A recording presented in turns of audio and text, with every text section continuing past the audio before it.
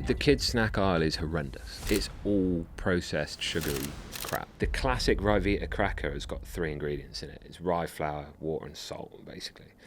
If you buy the Ryvita thins, trendy flavoured ones, they add flavour enhancer and seed oil and other stuff to it because it's a new innovation. They'll do what they want to manipulate it to make it more addictive and tasty. I think we all know as human beings what we should be doing, what we should be consuming, and what we should be taking. It's just doing it. And now I've started that process of doing it, I feel so much better in myself. Welcome back to We're Not Your Typical. Today on the show we have Sunna, CEO and founder of Tonic Health. He shares real health and real talk.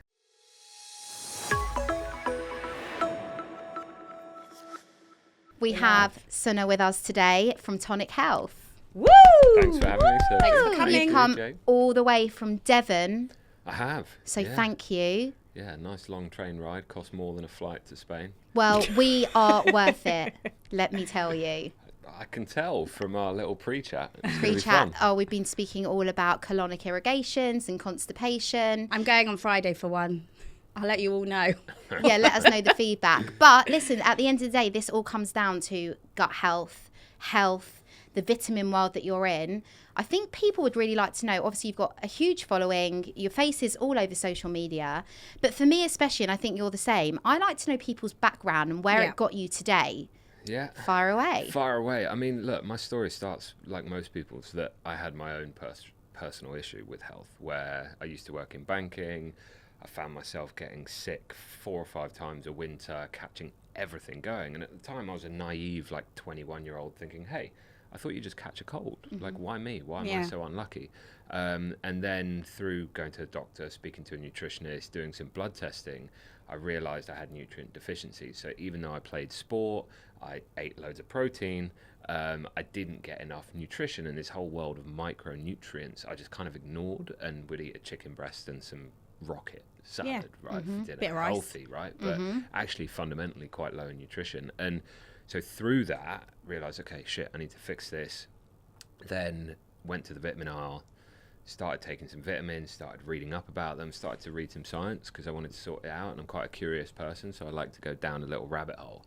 And basically discovered this big issue in the vitamin industry, that all the vitamins on the supermarket shelf are based on the NRV percentage, which is your nutrient reference value, or your RDA, people like to call it, which is the minimum amount you need to prevent a deficiency disease. It's not the optimal amount, according to science, you need for optimal energy, immunity, health, whatever. So big disconnect with what the vitamin industry are giving you and what's actually optimal according to science. And I went, shit, I'd have to be taking these vitamins for a year for them to even make a difference on my health.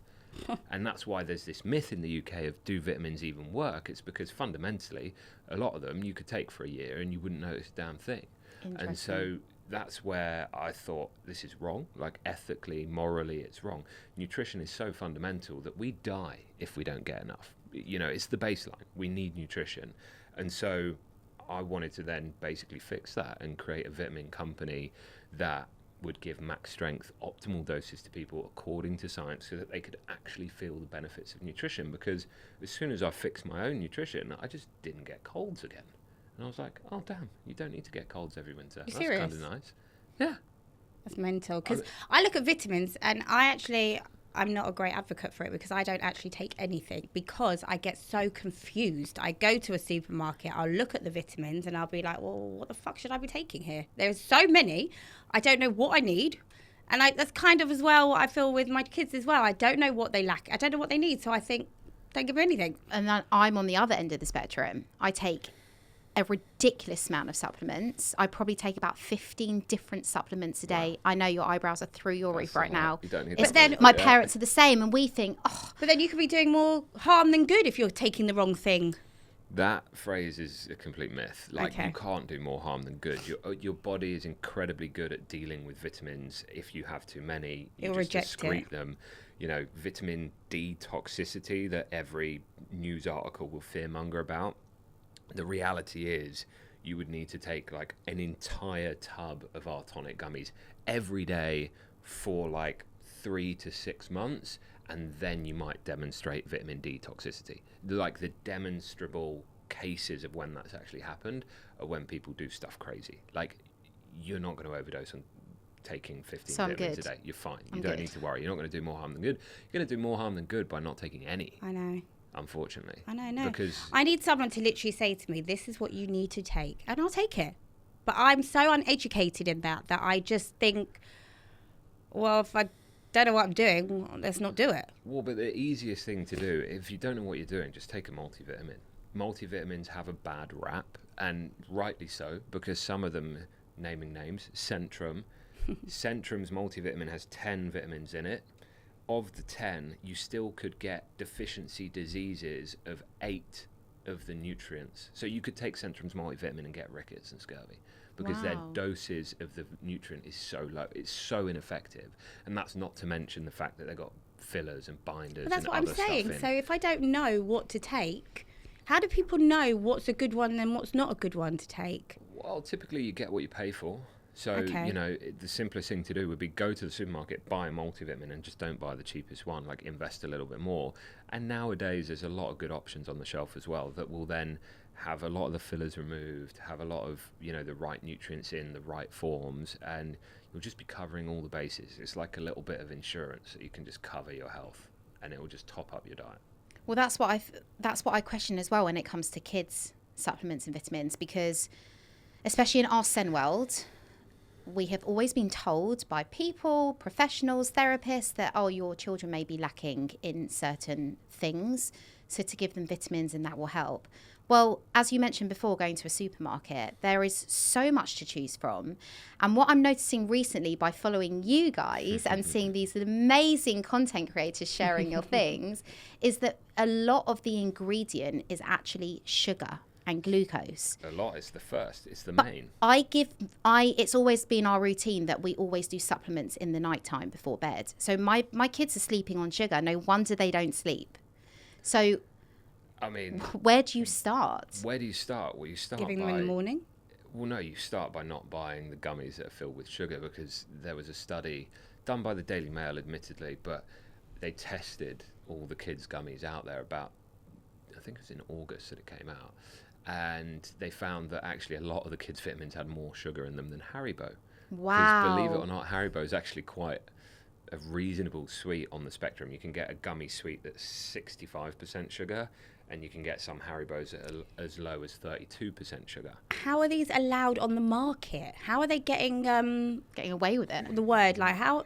Because regulation doesn't look at I feel like I could go and do it.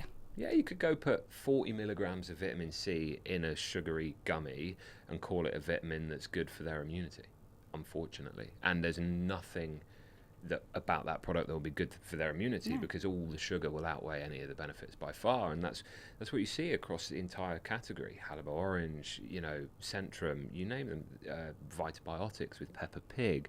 First ingredient, sugar. The one that gets me the most is even Vitibiotics Baby Oh crap! Dropper. Their Baby Dropper, you know, their Baby Dropper multivitamin is first ingredient sugar. And you're like, wait, this is for our baby. Like, what are we doing? Why?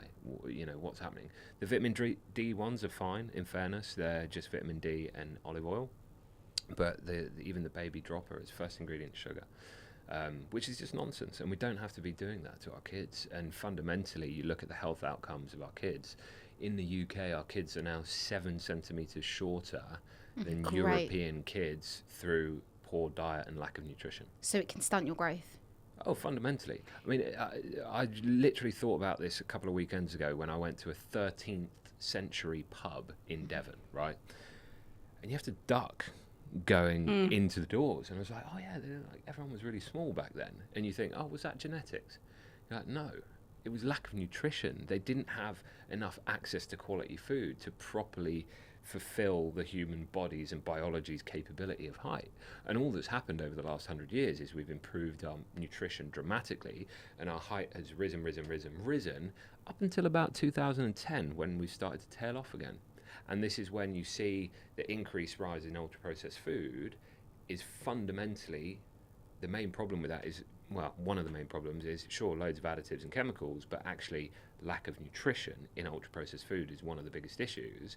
So that then you see this tail off. We're now, 53% of our diet is ultra processed in that area for adults on average. Kids is 61% on average. And if you look at a kid's lunchbox, it's 82% of the UK kids' lunchbox on average is ultra processed. So that fundamentally means you're not getting enough nutrition for at least one meal of the day. It makes so much sense. Well, you've killed my kids, to be fair. Well, not literally, but you've killed my kids because they love a Lunchable. And I mean, I'm never letting them touch a Lunchable again. I used to love a Lunchable. Yeah. Right, you've got to ditch I mean, the I Lunchables. obviously I follow you and I watch your Instagram, and it's shit in it. Well, it's not even cheese. It's not even 100% cheese. I mean, you know when you watch things and they can be like a McDonald's hamburger that hasn't been touched in 100 years and you open it and it literally looks the same. That is so concerning. No, don't touch McDonald's because I love a McDonald's and you can't, please don't put me off that. Five Guys is my ultimate. We'll go Five Guys instead. Is that better? They did the mold test on Five Guys and it actually went moldy. No, but that's a good thing. Yeah, really? The food is real. If you leave it out, it gets moldy, which means other organisms want to eat that food, which must mean there's some semblance of nutrition in there compared to a McDonald's, which no one wants to eat. It's just 3 times the price. And did you? Yeah, exactly. Did you ever? I didn't actually realise either that if you're buying fruit that isn't from Britain, the journey it goes on, which means it's not as nutritious. It loses a lot of its nutrients. I mean, listen to me. You've got all the knowledge. It's your page. But you know, with that, I wouldn't be so absolutist. Like fruit and vegetables, wherever they come from, are still going to be healthy for you. There's still going to be nutrition in there. But if you can buy local and seasonal, it's always going to be better. Like I literally filmed a video last week about me picking an apple off the tree on the farm that I live, just eating it. And did you not wash it? No. What about the pesticides? Oh no, it's not like it's. No, I'm a freak like that. I buy carb all my fruit and veg. Yeah, but this is like an apple tree in their garden. It doesn't have pesticides on it. It's not like a proper farm where they're growing mass-produced apples. It was just their back garden. Just checking you're okay. Exactly. I'm fine. So pesticides, don't worry about that. But actually, if you want to talk about gut health, there's microbiomes on the skin of an apple, right? So when you're picking that fruit off the tree, there is bacteria on it, and there's a whole ecosystem on that apple that when you eat it, that's helping build your microbiome as well. When you buy a supermarket one that's been sprayed and then waxed and covered in plastic and covered in plastic, that all goes away. So there's a benefit to that. But my point was, the taste of that fresh apple from the tree is like nothing you will ever get from a supermarket. And we've lost that disconnection from food where, an apple tree is 35 quid. You can buy it online and it can produce you about £300 worth of apples every year. So if you've got a garden, just buy an apple tree and you've got great apples. But we're all lazy. I did actually buy an apple tree. I did actually buy an apple tree and nothing grew. Well, you've got to look after it. You've got to feed it good compost. It's really upsetting because you know what? When my kids go to the fridge and they take an apple, and I'm so proud of them. They've gone for an apple and not a chocolate bar, but yet it's not actually doing. No. Is it better still than a chocolate bar? 100% it's still better. Okay. It's 100% still good for you. It's 100% still better. It's not to be so, damning on the food system. It's not that bad. Yeah. But there are ways to do it better. Yeah. Okay, so let's talk more about children for now, but I definitely want to go into the adult world as well. Bearing in mind, in our SEN community, in our world, lots of children have ARFID where they refuse foods and things.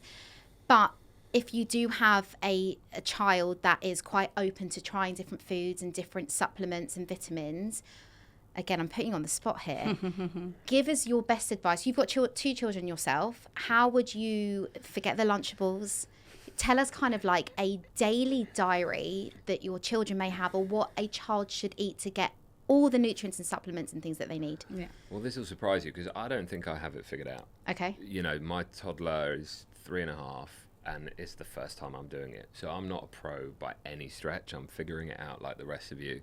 And do you know what? He's my kid. You'd think he'd be healthy and he'd love all his food. The reality is he's a fussy eater like the rest of them. So I'm now at that stage, he's 3.5. So 3 NATO or whatever they say is like real tantrums are crazy. Yeah. And if he doesn't want to eat his dinner, he's not going to eat his dinner. Right. There's nothing I can do about that. As I go, I'm learning certain things, right? So sometimes he just wants pasta. He loves pasta. Every kid does. But I've started to, hide veg, as they call it, in the sauce. So grating the carrot and the mushrooms, so they can't really tell it's in there. And then he got a bit fussy about like meat for a bit. So then I started to, I'd make like pasta and meatballs, and then I'd break up the meatballs and stuff them in the pasta shells so he couldn't see the meat was there. Love that. And then he would just eat the whole thing and he wouldn't even notice, and he would crack on. But if there was like a piece of meat around the pasta, he just wouldn't eat it. So I think we as parents, we have to be creative, and we have to try and figure out ways we can kind of get the nutrition in them. But on the flip side, don't beat yourself up if some nights he's just not going to eat dinner and he's only wants a bowl of yogurt. And then I just have to give him a bowl of yogurt, right? And is it a natural yogurt? Well, then I'm not giving him a Muller corner, am I? I'm giving him Greek yogurt with granola and some berries. So at but least tell there's us, proper so nutrition in there. give us a good nutritional breakfast. Give us a couple of options, because for us it's very easy to open the cupboard, get out some Cocoa Pops, put it in with Right, okay. semi-skim milk from Tesco's. Like, you're thinking, how dare you? But give us an example. We're at Cocoa Pops levels. Okay, so if you're at Cocoa Pops... that's the level we're at. Okay, if we're at Cocoa Pops levels, you're doing a better thing than you are Frosties, for one. Cocoa Pops is weirdly 50% less sugar than Frosties. So that's the first good step, right? Shit. Ditch the Frosties, go for the Cocoa Pops, much better. But fundamentally, sugar and carbs for breakfast, not an ideal thing. You want to give them Greek yogurt, granola, and some honey or some berries. That's what Jax eats every morning. I make sure it's Greek, not Greek style, because there's more protein, less sugar. But granola's very high in sugar, or not? Depends which one. Depends. There's a lot of good low sugar brands out there that you can buy, or you can even get like Paleo Foods Co., which is just grain free. So it's literally just nuts and seeds and coconut chips with a little bit of added honey. So really, really healthy. Quite expensive, about $4.50 a box or something. It's not far off Frosties, to be fair. Yeah. And the gluten-free products that I need to buy, they're extortionate. Very extortionate, right? Yeah. So then that's a way to have it naturally gluten-free as well. So that's his foundation. Like, I make sure he eats that, and he loves that. Kids loves yogurt, right? Yeah. It's really easy, bit of honey on top. They love it, and it's a pretty healthy start to the day. I think that's important as well, the way you start your day off. 100%. I mean, I make him a healthy lunchbox, right, when he goes to nursery, but I can't control how much he's going to eat. So in there is Baby Bells, maybe like a sandwich if I can't be bothered, but it's with sourdough. It's with cheese, not processed ham, right? That's one of the big mistakes most people make, is they make a simple ham sandwich. I go for cheese because I think it's a much better option. What about jam? Processed. Sugary. That's why my kids love it all, because it's sugary. Yeah, you want to try and get proteins and fats in there as much as possible. Peanut butter, fantastic, if your school allows, because some schools don't allow it. Although I think actually, based on the data, we should probably reverse that trend, and we should bring nuts back everywhere. Yeah. It would be much healthier for kids as well if we did. And then I'll cut up some fruit, some apples, some berries, chuck it in. He's got his Baby Bell, and then that kind of sets him up. So he doesn't get a pack of crisps. Where's the crisps? No. If he wants a bit of chocolate, he's getting a square of dark chocolate. He eats 85 and 90% dark chocolate. Wow. That's all he knows. Yeah, wow. That's the problem. That's all he knows. I think my eldest is now nearly 12 years old. Telling him he can't have a pack of crisps or a dairy milk, I mean, he'll kick the shit out of me. He's taller than me. Yeah, but we would be the same, Jade. We've also grown up choosing what we want to eat. And if you then said to me, Sunna, like, ditch the dairy milk and here's a piece of 90% dark chocolate, no thank you. Well, and that's the thing. So there's your taste buds change entirely in about 14 days. So yes, fake it to make it. If you go cold turkey, won't work. You'll be like, what the hell is this shit? Like, even if I eat a piece of milk chocolate now and then try and have dark chocolate after it, I'd be like, oh, it's so bitter. But and what I always say is just work your way up gradually. So every 2 weeks, for the next 2 weeks, piece of milk chocolate, fine. Next 2 weeks after that, try and get some dark chocolate. 2 weeks? 2 weeks. Like, piece a day. Okay. Because you're training. I thought you said like one buds. piece every 2 weeks. No. Like every day. Yeah, chocolate's a superfood if you do it right. Okay. So every day, have your piece of chocolate, but work your way up. So go from milk to dark without a percentage, because there's still about 45% sugar and they taste very sweet. So that's your step one. Then try and get onto the 70%, then 75, then 80, 85. And if you do it consistently every 2 weeks, you actually won't really notice the transition. I'm actually and your okay with taste dark buds chocolate. will It's adapt. You wouldn't choose it over a dairy milk, though. I would choose the Lindt orange chocolate. Is that 70 or 90? No, usually the flavoured Lindts are bullshit. They're 45% fuck's sugar. sake. They don't have a percentage on them. If they don't have a percentage on them, they're basically just milk chocolate in disguise, but a bit darker. Well, then, yeah, I've got a problem. Yeah, sorry. I mean, you've killed me. McDonald's, Lunchables. No, but it's Lindt. interesting, and I guess it's a choice of living, right? You promote on your pages what foods we should be eating, what foods we should be avoiding, and they're very, very interesting. I guess it's up to the person whether they go with it or not. Well, this is what I say. Like, everyone's on their own journey, right? If you're a Frosties breakfast kind of person, just make the change to Cocoa Pops, and you'll be doing something good for your body. Like, take that next step. I'm all or nothing, though. So it's literally, You want to go hardcore. I either go Frosties or I go Greek yogurt. Okay. I can't just do like the then go gradual. extreme. I just have to either be like, right, no, it's out my diet, bam, I'm going into something completely different. So do it then. But I don't know where to start. Yes, you do. He's here I'm right to here. tell us. Okay, so if children have a limited diet, like most kids do, Yes. what are like the foods that are really kind of like a must-have to get as many nutrients in as their possible. yeah? Great that's a good question. question. I think for me it's about what they snack on a lot of the time because they love their snacks, right? Oh yeah. So yes, Greek yogurt for breakfast, as we've already discussed. Lunchbox, make it as healthy as you can. Dinner time, I always just feed them what we're having, and I will then try and adapt it, hide veg, do whatever I need to do to try and make them eat it. But the snacking piece, you know, he loves a Baby Bell. It's an experience for him, opening the little thing, and he's all independent because he can do it now. And if I forget and try and do it, he shouts at me. Or So when it snaps in half and it's the biggest meltdown ever. then it's Yeah. infuriating. So That's you've like got a to be banana. careful with that. Yeah. But, you know, it's good fats and good protein. Giving them good fats and good protein and nutritious food for snacks will be a game changer. And there's lots of options out there for that. You know, you can buy the yogurt suckies now, which are just plain yogurt without the fruit, because the fruit is adding fruit puree, which has That's none of the sugar. fiber, and it's basically a lot of free sugars. So you want to go for the plain yogurts, and you can get the little suckies, and weirdly they're cheaper than baby food. It's like 95p a pouch. So that's a great snack. How So do you you feel can- about like Ella's kitchen stuff? Like their snacks, like their little granola. Or not just Ella's, just in general, like it's got to be processed. The kids' snack aisle is horrendous. It's all processed, sugary crap, basically. Unfortunately, like oat bars So true. come with a really nice health halo because it's oats and it's wholesome and it's Yeah. fiber, and it's also 2 teaspoons of sugar per But it's got to bar. taste nice for the kid to have it, so that's why they because do put it. sugar in, or if they don't put sugar, then they put like rice syrup or fruit juice concentrate, which does exactly the same thing. And they shouldn't be eating sugary snacks. It makes them go mental because they're riding that sugar spike wave. Especially if the child's got Especially, ADHD yeah. or like they need that Well, dopamine hit. especially it's not for sugar. The sugar's not someone- answer. Sorry, Yeah. especially for some children that have autism, that, you know, it's all to do with the brain. And I mean, I can't even admit what I give my child because I feel like I've got the biggest mum guilt going on right now. But my kid loves a party ring, and they are horrendous. Right, but so this is again back to choices, right? If you're going to give your kid a biscuit, I don't deny my kid biscuits, right? It's part of life, part of kids. They want to enjoy it. But if you're going to buy biscuits, don't buy party rings. What would you buy? Shortbread. Do you know, I'm going to write out everything I give my kid, and you're going to give me an alternative. I'm happy to do it, but like, you know, shortbread's about 18% sugar in comparison to a party I ring, thought which is about shortbreads were 40%. horrific for you. Why? I thought they were more. They taste like They're have just got fattening, bags no? of sugar in them. Got It's the bags butter. of butter, It's the Yeah. which butter. makes it taste amazing. Amazing. But the sugar content's quite low. Interesting. And is it all about the sugar?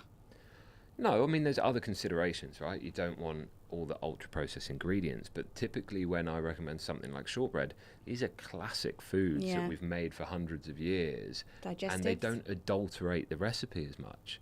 It's so there's weird things in the supermarket, like, you know, Ryvita, the crackers, right? The classic Ryvita cracker has got 3 ingredients in it. It's rye flour, water, and salt, basically. If you buy the Ryvita thins, trendy flavored ones, they add flavor enhancer and seed oil and other stuff to it because it's a new innovation. They'll do what they want to manipulate it to make it more addictive and Yeah. tasty. Whereas if you buy the classic foods, often they've just been left alone because they're a classic, they work, people like them, and it sells. Oat cakes, another classic. Rice cakes. Shortbread, classic. Rice cake, classic. Corn cake. Fine. Oh, good. Thank you for that. Do you know what? I feel like as parents, we're so busy with our lives. Yeah. But we all do have time. Like my mum, I'm very lucky that she's here and she helps me out. But she will make oat bars or oat muffins and things for the kids, which I can then freeze. Great. And they actually love them for breakfast. It's literally like oats, a bit of honey.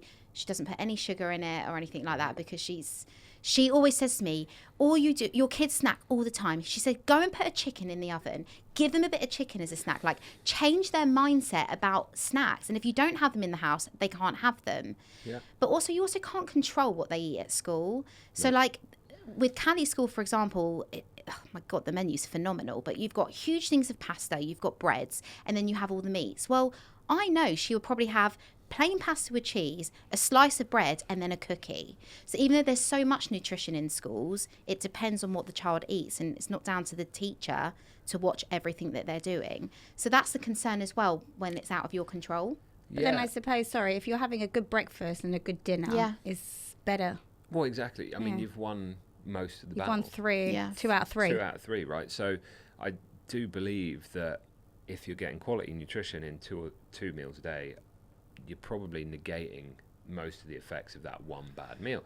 Because even if it is a bit of plain pasta with cheese, fine, there's not much nutrition in, but they'll get their nutrition from the snacks you give them or from the dinner or the breakfast. Yeah. And so it's just about doing your best. It's not about being absolutist. It's not about being perfect. There's no way you're going to get a kid's diet to be perfect. No. But you could try. You couldn't, you can move away from ready-made meals.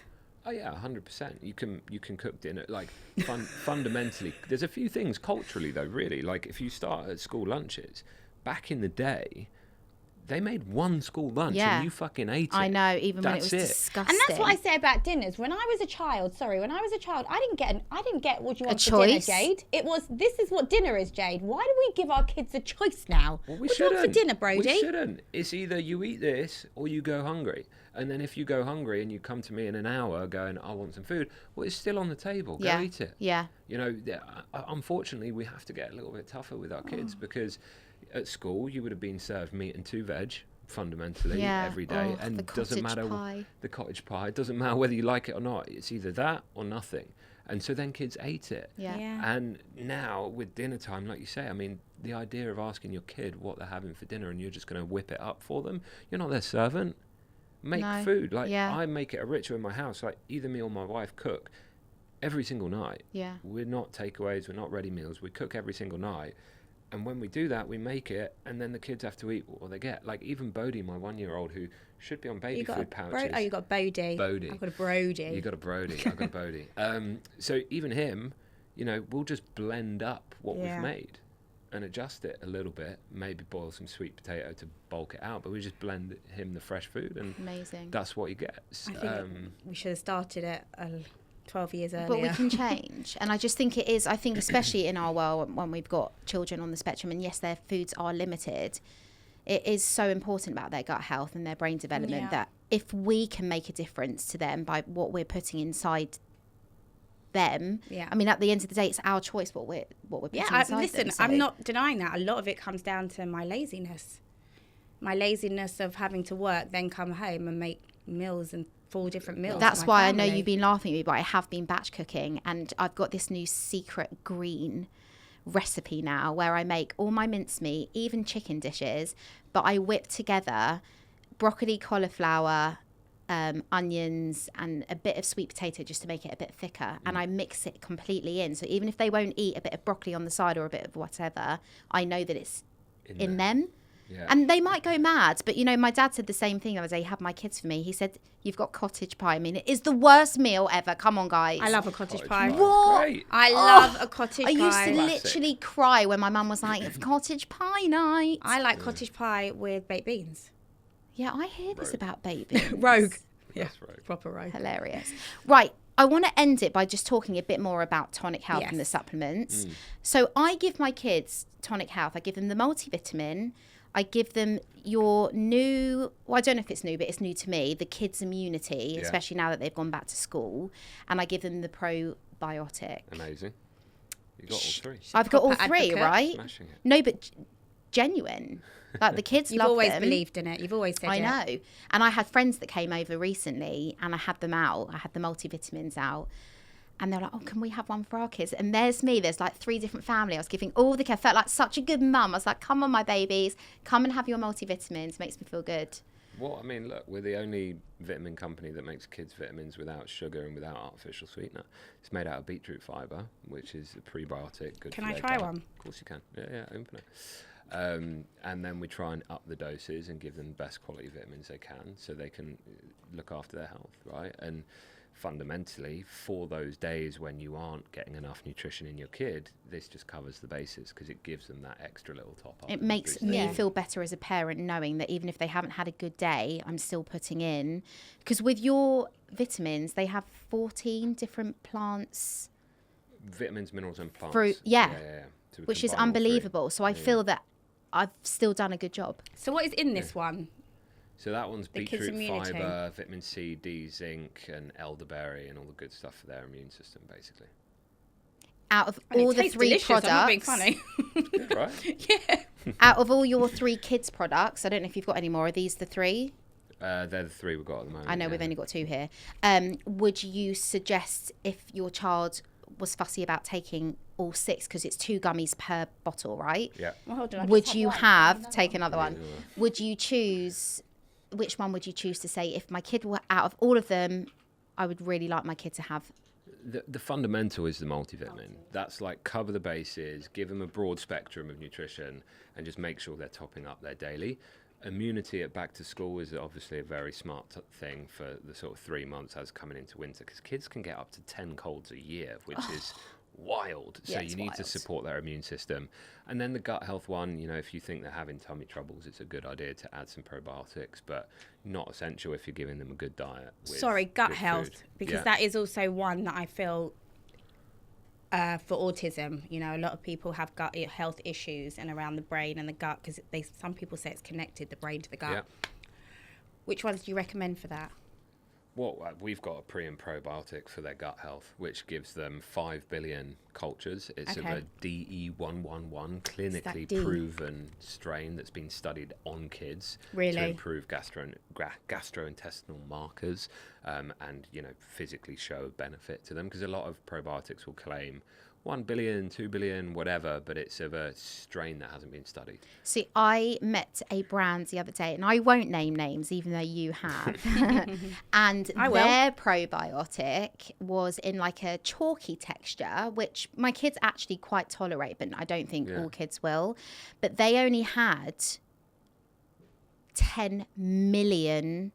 What's the word? Probiotics. Probiotics live cultures. Yeah, which Which is is- like pissing in the wind. Right? Yeah. But they said it's not about the amount of live cultures in one supplement.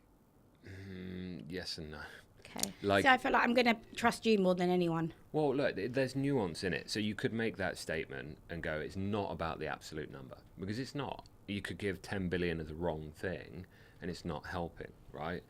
There is an element of you need diversity, you need prebiotics, which is why ours is pre and pro. But the key is, if you've got 10 million of like one strain that hasn't been studied, you can say it's the best, but I don't believe you, because you need the science behind it. Like, I'm not a scientist, I'm not a doctor, hence why we went into that space.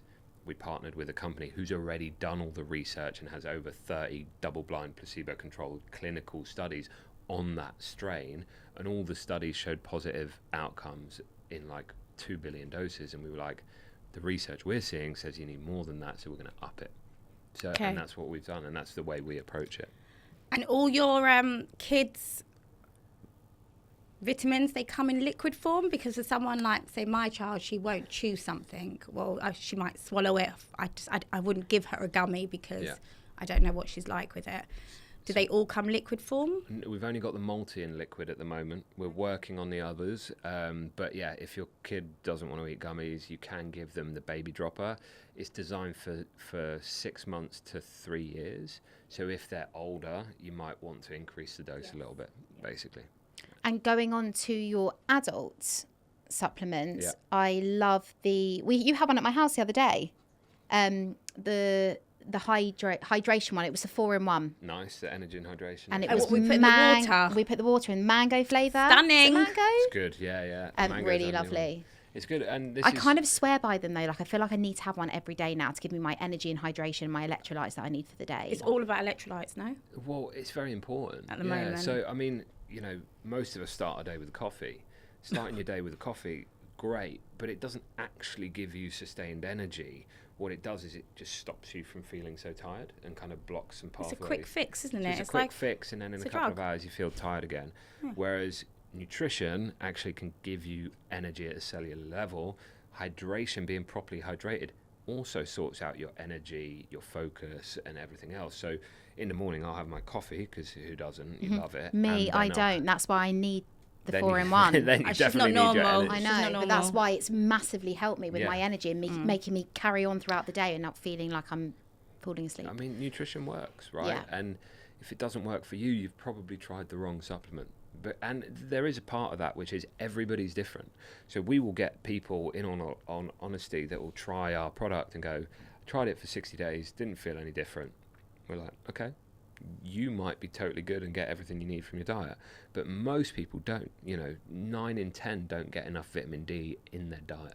No, So I certainly don't. Most people don't. And then, for you, it's energy and hydration. We also have our rest and recover, Yeah. magnesium to help people sleep, and 75% of the UK don't get enough magnesium. So you might be in the 25% that do, and then you take our product and you're like, it doesn't work. I just feel like I'm going to be a fantastic advocate for this because I don't sleep. I don't eat enough. I'm anemic.